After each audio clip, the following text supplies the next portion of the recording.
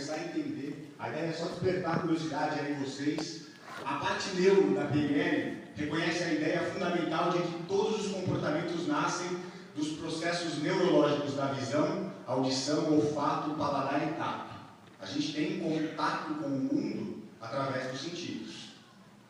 A parte linguística do título indica que usamos a linguagem para ordenar nossos pensamentos e comportamentos e nos comunicarmos com os outros. Então a gente percebe o mundo através dos sentidos e nós nos comunicamos com as pessoas através da linguagem e do nosso corpo, de como a gente, da nossa postura, de como a gente está. As pessoas percebem isso, né? A gente sempre falou, né, que o visual interfere muito.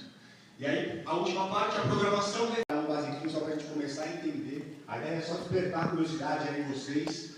A parte neuro da PNL reconhece a ideia fundamental de que todos os comportamentos nascem dos processos neurológicos da visão, audição, olfato, paladar e tato. A gente tem contato com o mundo através dos sentidos. A parte linguística do título indica que usamos a linguagem para ordenar nossos pensamentos e comportamentos e nos comunicarmos com os outros. Então a gente percebe o mundo através dos sentidos e nós nos comunicamos com as pessoas através da linguagem e do nosso corpo, de como a gente, da nossa postura, de como a gente está. As pessoas percebem isso, né? A gente sempre falou, né, que o visual interfere muito. E aí, a última parte, a programação, refere-se à maneira como organizamos nossas ideias e ações a fim de produzir resultados. A PNL trata da estrutura da experiência humana subjetiva, de como organizamos o que recebemos através dos nossos sentidos, também examina a forma como descrevemos isso através da linguagem e como agimos intencionalmente ou não para produzir resultados. Isso aqui que é o vilão de todo mundo, porque a gente não se conhece.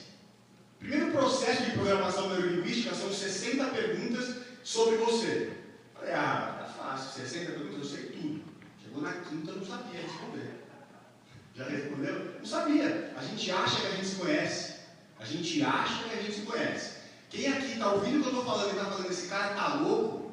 Meu amigo, rápido, vai fazer um curso de PNL, vai fazer um coach de PNL, que você vai ver que você não se conhece. Esse é o grande problema. O que acontece? Olha isso aqui que louco. A gente recebe, tudo que acontece com a gente aqui do zero, existem várias classificações, eu peguei uma. Talvez alguém conheça uma classificação que vai até os 20, até os 30. Existem várias classificações, eu estou seguindo uma linha. É legal que vocês saibam que existem outras. Do 0 aos 12, tudo que a gente adquire é emocional. Você não escolhe o que você vai ser, você é reflexo do meio que você vive, do seu pai, da sua escola, da sua mãe. Você não é você. Se te pegar, tirar da sua mente e colocar em outro lugar, tem carga genética? Tem. Mas a gente é reflexo das nossas experiências, do 0 aos 12. E a partir dos 12, a gente começa a receber informação. Começar a pensar mais no intelecto, processar essas informações, organizar, começar a perceber o mundo. Tem qualificações que falam que até os 30 anos, você não é você só é resultado do seu meio. Que você começa realmente a tomar suas decisões quando a gente começa a se julgar maduro, e algumas classificações determinam isso a partir dos 30 anos, certo? Olha lá, experiências. O que acontece? Essa carga emocional que a gente recebe do 0 aos 12 anos, interfere na nossa vida para o resto da vida. E em vários casos negativamente. A maioria das pessoas aqui que tem a nossa geração, 20 anos, 25, 30, 35, a gente foi criado com vários conceitos que hoje em dia a gente viu que, sei lá, dinheiro é sujo, só quem tem dinheiro é que rouba, ou ser competitivo demais é ser ganancioso, ou aparecer, falar em público. Eu lembro, quando eu era adolescente, o cara pegava o microfone e falava, esse babaca lá quer aparecer. Esse babaca lá quer aparecer. Então, a primeira vez que eu tive que falar em público, eu quase morri, porque aquilo me fazia muito mal. Primeiro passo que a gente tem que fazer, autoconhecimento. Você quer trabalhar com rede, você quer gerenciar pessoas, você quer motivar pessoas, você quer ser um líder, você tem que se conhecer. Porque várias pessoas, isso eu já vi acontecer. Um dos passos do coach é assim, eu estava fazendo coach com um grupo de pessoas e tinha um cara lá que ele meio que se achava um fodão. O cara se achava um bonzão. E aí, todo mundo já tinha percebido isso. Era um grupo, né? A gente estava fazendo isso aqui em grupo, e todo mundo já tinha percebido que esse cara, ele se achava um fodão, mas que na verdade ele tinha vários problemas. Como todo mundo. Como eu tenho, como todo mundo que estava lá, estava para resolver os seus problemas. Só que ele não percebia isso. Uma dinâmica do coach foi, cara, a sua lição de casa, você vai pegar 5 pessoas, uma que você gosta muito, a segunda um pouco mais distante, a terceira um pouco mais distante, e foi até a 5ª pessoa mais distante. pessoas escrevam num papel, onde você consiga ter um sigilo dessa informação, e para que elas respondam exatamente o que elas pensam de você. Batatas, surgiram coisas. Eu vi na cara dele, a hora que ele pegou o papel lá, que começou a surgir pessoas falando coisas que ele não visualizava, e que começou a cair a ficha. O cara, você precisava ver a cara dele, assim, ele começando a se conhecer e perceber, caramba, eu não me conheço, caramba, eu preciso evoluir nesse aspecto. Muita coisa que eu vejo na Monavi, a gente tem isso muito forte de fora, querer fazer as coisas do seu jeito. Eu queria fazer tudo do meu jeito. A reunião, o projetor, a luz, não, tem que chegar cedo. Não, o balcão vai ficar assim, porque as pessoas veem melhor se o balcão ficar assim, porque a posição. Calculista, eu queria ajeitar tudo. Perfeccionista, sei lá. Hoje em dia eu comecei a delegar a função. Quanto mais você delegar, menos centralizar, mais o seu negócio começa a andar. Eu vi que se eu não estava presente, a coisa não andava. E aí eu comecei a estudar, me conhecer e tentar estudar como motivar, como inspirar as pessoas. Eu acho que isso que o Victor falou é muito bacana, de descobrir o seu porquê. Não sei quem está no começo, se pensa também. Eu pensava nisso, descubra o seu porquê, é dinheiro, tá bom, já sei. Essa questão do porquê é muito forte. E eu acho que, mesmo quem acha que sabe, de repente, não sei, quem já está há 4 anos pode ser, mas eu que estou um ano, de repente o meu porquê ainda pode mudar um pouco durante o processo. A partir do momento que você descobrir o seu porquê, que você tiver um motivo muito forte, mas você tem que estar aberto para entender outros porquês. Não ficar só no seu. Aí você vai começar a conseguir inspirar outras pessoas. Crença é um programa mental autorrealizável. Isso é uma definição, pessoas que estudam isso, né? A gente fala muito de crença na Monavi, crença. A partir do momento que você toma consciência de que crença é um programa mental autorrealizável, você acredita no que você quiser. Você acredita no que você quiser. É delicado falar de religião, mas eu vou tentar dar um exemplo nisso que eu acho muito bom. Eu conheço várias pessoas que eram católicas, firme, estava lá na missa, que era católico mesmo, frequentava grupo de jovens, etc, que hoje são espíritas. É uma boa crença do cara. Ele acredita em outra coisa. Eu conheço pessoas que, sei lá, tinha um amigo que ele era ateu, ele passou uma dificuldade grande na vida, ele começou a acreditar no espiritismo. Ele mudou a crença dele. Você vai falar que ele está errado? Não, porque o que acontece? Ele acredita, os princípios do espiritismo ou de qualquer religião são voltados para o bem, na maioria dos casos, e aquilo começa a acontecer. Que é por isso que as pessoas batem tanto nessa questão da crença. Você fala, vou acreditar quando eu for diamante, tiver uma equipe, a coisa só vai acontecer na hora que você acreditar antes. O Caio fala muito isso, né? Você tem que primeiro visualizar para depois realmente conseguir atingir. Então coloque isso na cabeça. O que você tem que fazer para acreditar nesse negócio? O Victor falou, trabalhar, estudar os 4 pilares. Crença na indústria, crença na Monavi, crença nos produtos e crença em você mesmo. A gente consegue adquirir uma crença racional a partir de informação, a partir de estudo. Muita gente entra na Monavi, eu vejo que as pessoas tentam simplificar, bom, só mostrar o plano. Na minha visão, não é só mostrar o plano. Você tem que estar disposto a se conhecer, a evoluir, a se desenvolver, a lidar com outras pessoas, a aceitar outra forma de pensar. Eu acho que o caminho, a gente bate muito nessa tecla da evolução pessoal. Né? Vamos parar de ver esse negócio só mostrar, que não é. Todo mundo que está aqui nesse negócio precisa se desenvolver. E na minha opinião, essa é uma das principais diferenças das pirâmides que o Victor falou. Nosso negócio requer desenvolvimento pessoal. Hoje em dia, se o cara fala para mim que quer ganhar dinheiro, se eu percebo que o cara não está disposto a crescer, eu gasto menos tempo com ele. Eu quero pessoas que estejam dispostas a se desenvolver em vários aspectos. Programação neurolinguística é uma delas, olha isso. Nossa vida é a soma e o resultado de experiências positivas e negativas. Vivemos com um mapa interno, mas atuamos em um território externo. Tem uma historinha para tentar entender isso melhor quem não entendeu. Bem simples. Imagina um pai de família dedicado, gosta da mulher, todo dia ele acorda, dá um beijinho na mulher e fala, eu te amo. E a mulher fala, olha, você precisa pagar aquela conta. Eu estou viajando no Brasil, eu vejo que a mulherada toma conta mesmo. Direto eu mostro um plano, não preciso falar com a minha mulher. Não, o cartão está com a minha mulher, ela que sabe a senha. A mulherada toma conta das finanças mesmo. Então o cara vai lá, acorda e fala, eu te amo, dá um beijo na mulher. A mulher fala, você precisa pagar tal conta. Olha, não, aquilo lá não sei o quê. Qual que é o mapa interno do cara? Ele está querendo agradar a mulher, ele acorda, dá um beijo, eu sou carinhoso, eu te amo. Certo? E o que ele percebe do mapa da mulher? Eu estou falando que eu amo ela, só vem falar de conta, que saco.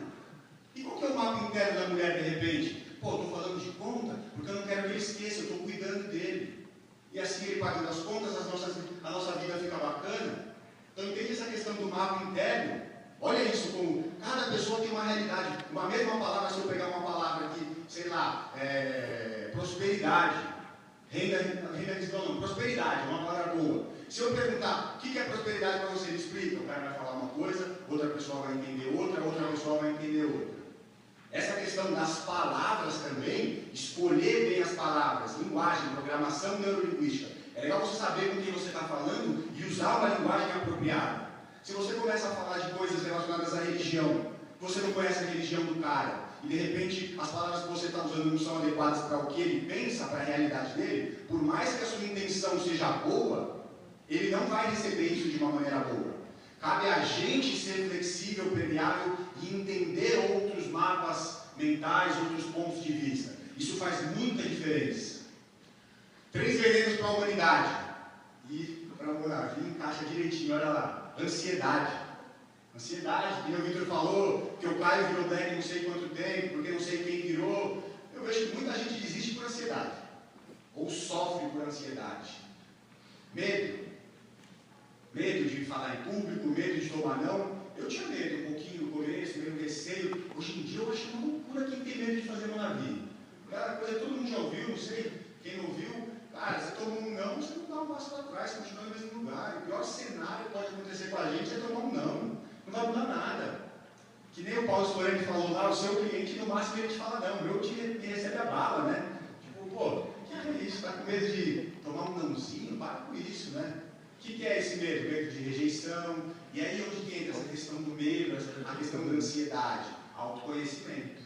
Se você começa a ver a origem da ansiedade, não tem por que ter ansiedade. Qualquer negócio na vida, 4 anos de faculdade, não sei o que de negócio, tantos anos para ter negócio, não tem por que ter ansiedade.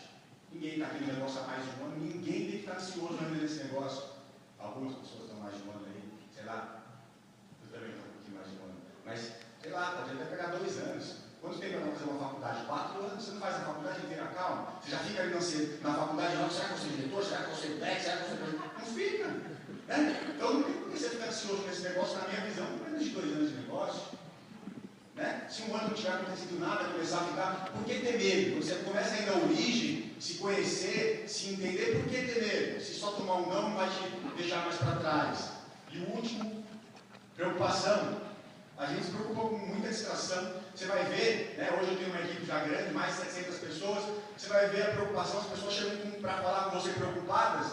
Cara, a preocupação nunca é nada relevante. É igual briga de casal, né? Nunca briga por um motivo importante. É sempre bobeira. Ah não, porque fulano me falou, tá, o seu alcance, não dá isso? Não, você fez o que tinha para ser feito? Fiz. Então, amigo, bola para frente, vai preocupar por quê?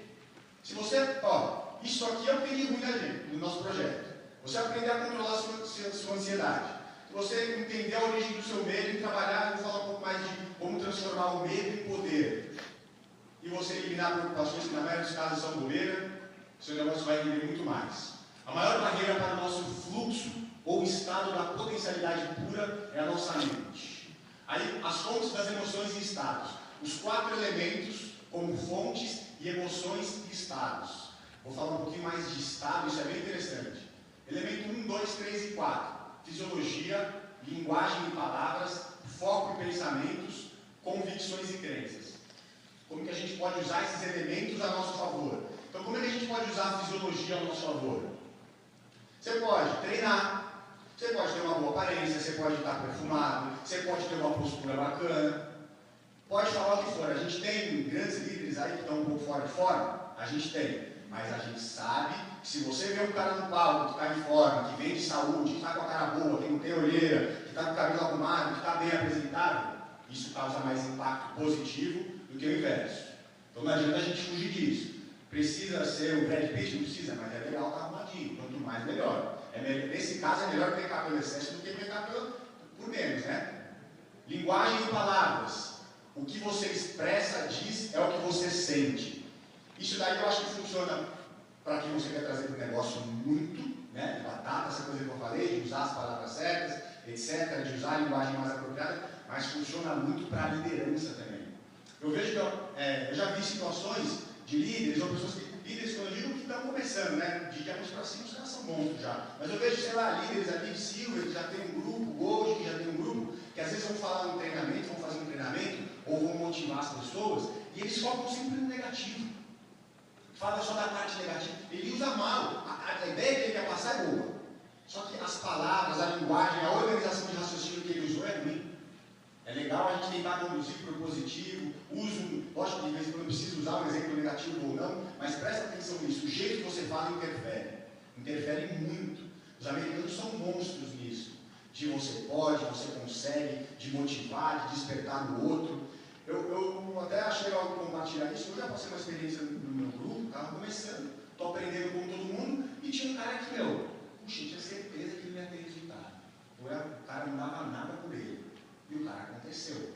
E ele não aconteceu porque ele achou um monstro que explodiu o negócio dele. Ele se desenvolveu e ele gerencia, ele motiva, ele inspira. Então, presta atenção como às vezes a gente pode, com uma palavra, às vezes com algumas ações, às vezes um negócio muda tudo. Pode falar. Acho uma coisa interessante também fazer um paralelo que você comentou, da forma como você interpreta você. O que o brasileiro faz normalmente quando você pega uma coisa complicada para ele? Pô, vou ver o que eu faço. E o americano, I will do my best. Vou fazer o meu melhor para você. É como ele pensa e como a gente costuma pensar. Excelente exemplo. É isso aí que eu estava falando. Ele matou com um exemplo bem rápido.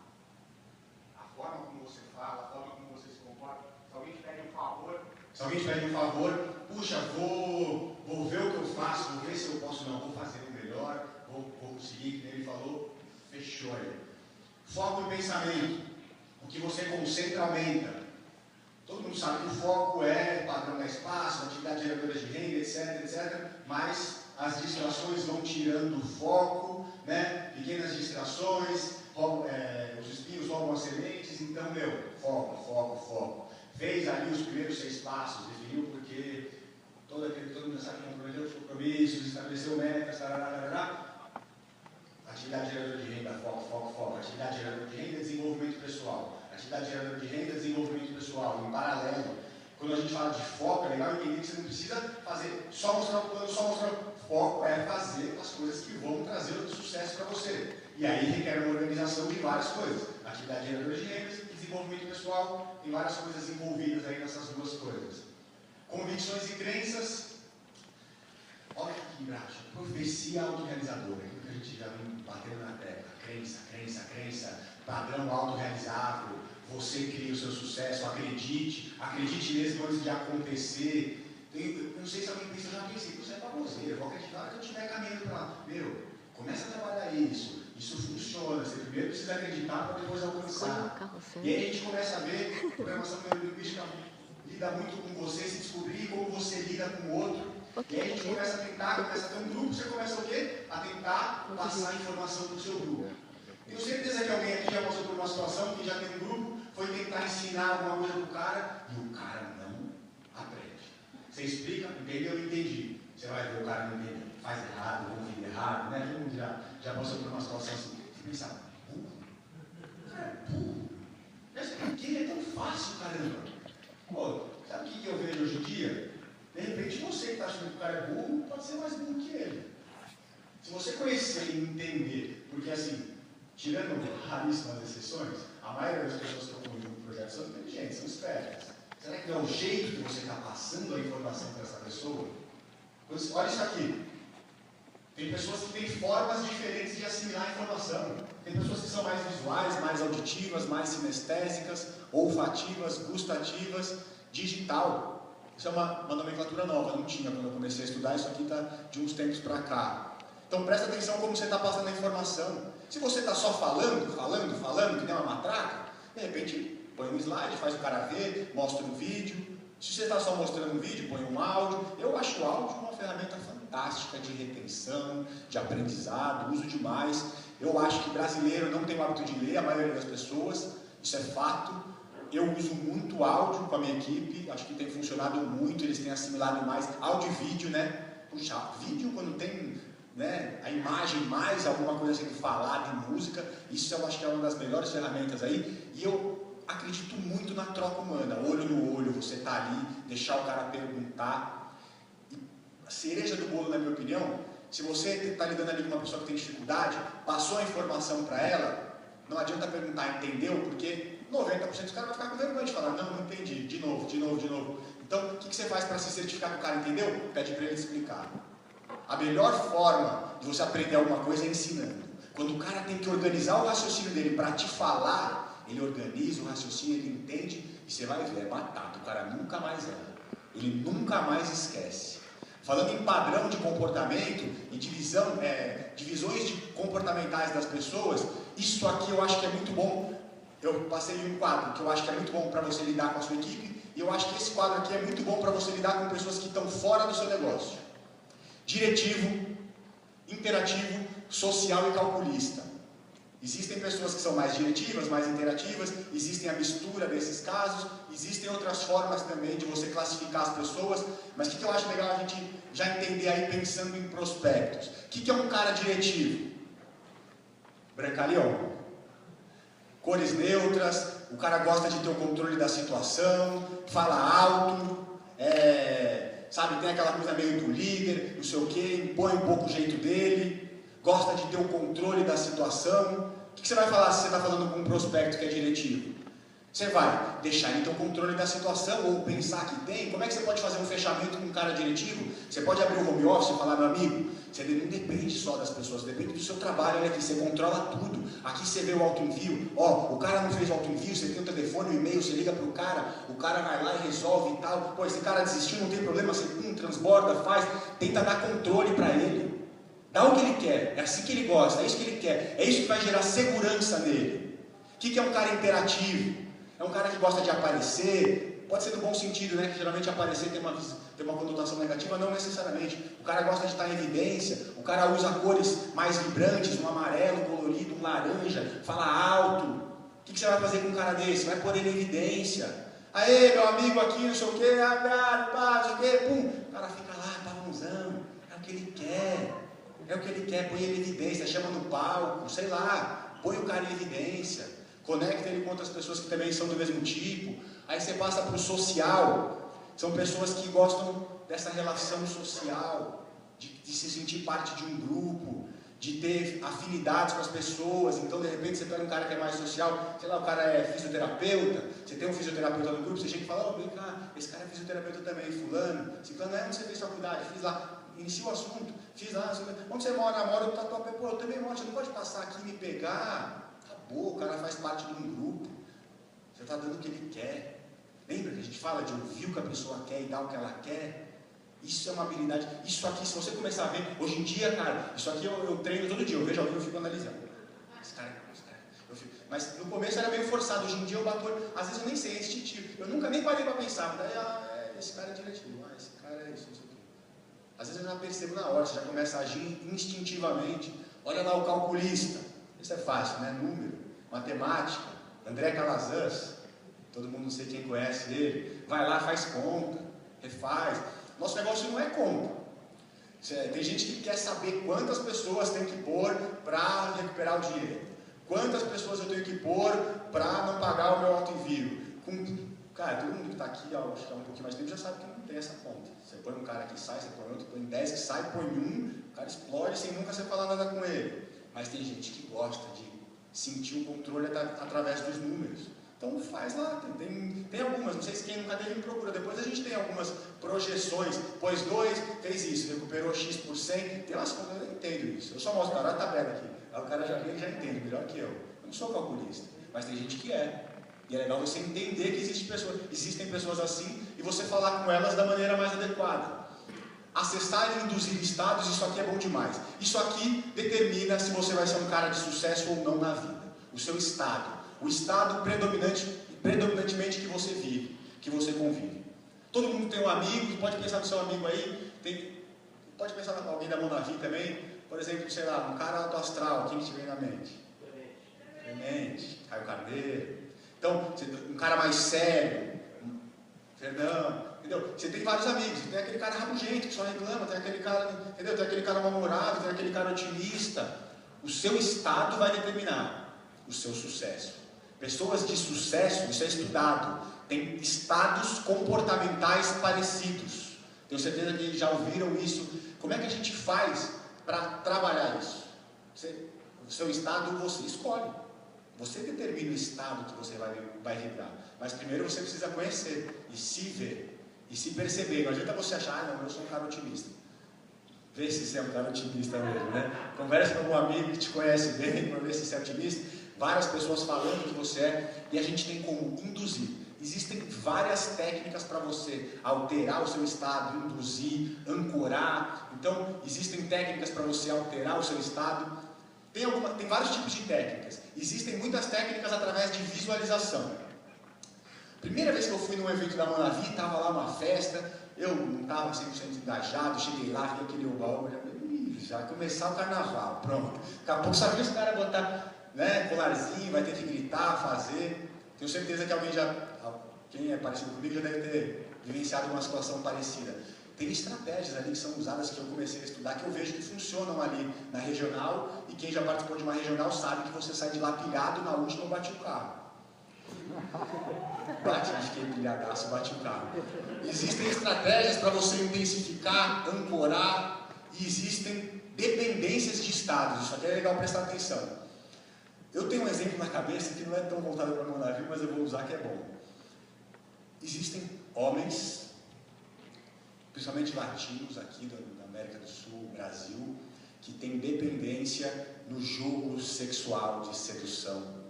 E que às vezes o cara, sei lá, tem relacionamento, ou o cara é solteiro, mas ele fica num círculo vicioso de paquera, sedução, fica, troca, paquera, sedução, fica, troca. Eu escolhi esse exemplo, apesar de não ter muito a ver com a Manavi, mas eu sei que todo mundo tem um amigo assim, e que isso é bem claro para todo mundo. Então é legal você perceber se você não tem a necessidade ou a dependência de algum estado que não seja bom para você.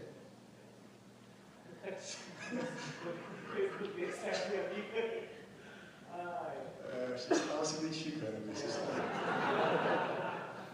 Transformando medo em poder. Isso aqui é monstruoso, cara. Você aprende a transformar o seu medo em poder. Como assim, né? Como é que você aprende a transformar o seu... 8 horas. Eu vou explicar isso aqui e vou finalizar. Tinha muito mais coisa. A gente combina outra terça-feira, posto lá nos grupos Clemente, Fernão, que esse é um assunto interessante. Transformando o seu medo em poder. Olha isso. Primeira coisa, você precisa saber a natureza do sofrimento, a origem, e depois você aprende a trabalhar como cessar isso. Na maioria dos casos, tirando patologias, onde o cara sofreu um acidente e não consegue andar de carro, que aí é uma coisa mais séria, não é pra gente botar o dedo aí precisa ser um profissional. Pensando em medos comuns que as pessoas têm sem ser uma patologia, na maioria dos casos é bobeira. Existem técnicas para você transformar esse medo em poder. Não necessariamente um medo, ele é sempre ruim. Deixa eu pensar aqui um medo que de repente não seja tão ruim. Por exemplo, eu tenho medo de ficar pobre, de na minha velhice ser pobre, porque meus avós foram pobres, minha mãe, não sei o que, tarará. O que eu posso fazer? Posso me organizar, trabalhar, planejar, etc. Eu posso usar o meu medo, na verdade, para ser uma virtude para mim. E existem estratégias, eu iria me alongar demais aqui, como já são 8 horas, para explicar, mas existem estratégias muito simples para você transformar o seu medo em poder. Então, ter medo não necessariamente é ruim, eu acho que medo é um alerta, é bom, e isso pode ser usado muito forte. Acabou? Pode ser usado muito forte. Continua! Pode ser usado muito forte para transformar o seu medo em poder. Será que continua? Você não está lotado ali fora? Está lotado, né? Eu vou terminar aqui, mas a gente combina outra terça-feira, eu volto e continuo. Putz, tinha mais uns 40 minutos de apresentação aí. Alguém quer fazer uma pergunta? Sexta-feira, gente, essa sexta na sede é o Basile. Na sexta que vem, a gente vai fazer lá. Aí vai ter esse treinamento. Beleza pura? Valeu!